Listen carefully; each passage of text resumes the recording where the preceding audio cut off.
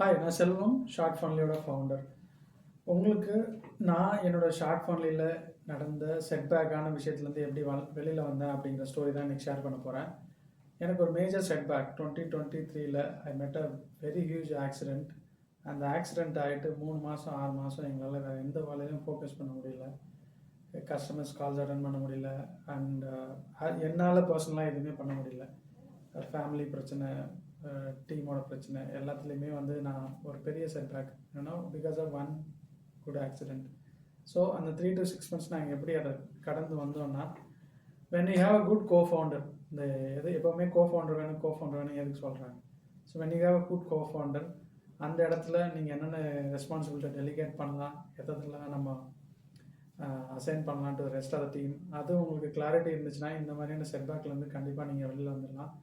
Setback இன் execution, setback இன் fund raising, setback இன் sales, இது எல்லாமே நடக்கும்.